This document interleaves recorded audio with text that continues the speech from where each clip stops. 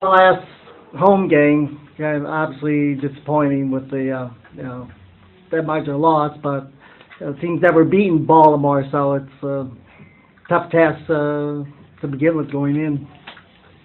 Yeah, I mean, obviously they're a quality team, and good teams are difficult to beat. To me, it's unfortunate that with a great opportunity in front of us, a great last home game, we started our season with them at home and we finished with them at home. And you would like to see guys rise to the occasion more than they did. And there's kind of that sink or swim. And tonight you saw a lot of guys sink, unfortunately. And people ask me a lot right now towards the end of the season. There's not a lot on paper necessary to play for, but those are the things that as a coach I look at. And I look at personnel, and I look at the way guys respond in adverse conditions, and the way guys respond when when there's still great opportunities in front of us. And I think it really shows a lot. And I think, for good or bad, to the detriment of some players, they really make my decision easy moving forward. Of course, to close out the season next week at Syracuse, I assume already started thinking of looking ahead to next year? No, you know what? I wouldn't be doing my job if I didn't concentrate on the task at hand, and that's Syracuse. Obviously, that's a three-way rivalry, and there's just a lot of pride on the line there. Once again, I think a game like today, when we have an opportunity and we have a chance to go do something that's never been done, and instead of stepping up, we shrink back, and so. As I prepare and I move forward with that, obviously this game is fresh in my mind, and this game, really reveals a lot to me about, what the makeup of this team is. And like I said, that game is huge for the organization, just because you always want to go and win your last game as a club.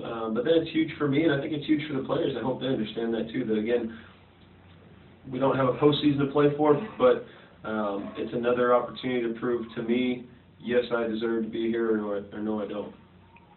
Okay. Now, in the off season, how are players really able to, hone their skills? Because it is played in a hockey rink, and there really aren't that many vacant hockey rinks to play in, even during the off season. Yeah, the indoor game, sure, there's going to be difficult things to replicate that are game scenarios. I would say 99% of our problems aren't indoor soccer tactic related, it's technical stuff, and that's, to me, that, you don't have to have any special field, or you yourself in the ball, and that's all you need to get better at your first touch, to get better, technically. Maybe find a friend if you want to get better at passing. But that is something that's just clearly evident when we play, is that, our technique is so, there's no nice way to put it, it's so poor that it's at the detriment of anything else that we can want to build on. Just like any sport, the fundamentals are the foundation on which you build everything else on. And, we have an extremely weak foundation right now, and so if we want to get better and progress on to other things, we have to start at the fundamentals, and we have to start at the basics, and that's an easy thing for guys. It's easy to say to do. Again, the reality is how many guys really take that to heart and work at getting better at those things.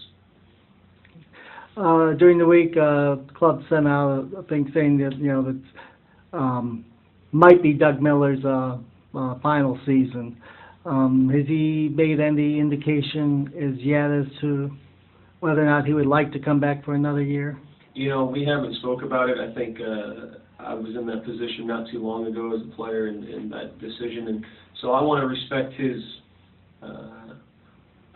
decision, whatever it is, and so I'm not here to try to push him either way. If he feels like it's the time to walk away, then I want that to be a decision that he makes, because as a player, it has to be a decision that you make, and so I don't feel like it's need to put any, whether it's undue pressure or not. I think when he's ready, he'll let us know, and he'll say he's ready. But he's done a lot for the soccer community here in Rochester. He's obviously done a lot for this club and organization, and so you know, I always tell guys I want them to do what's best for them, and so if it's best for him and his family to continue to play, then by all means, we want him to do that, you know. And if it's best and it's time for him, that he feels is the right thing to step down, then by all means, you know, I want him to feel free and confident to make those decisions as well. So whatever it is, as a club and organization, we'll support him.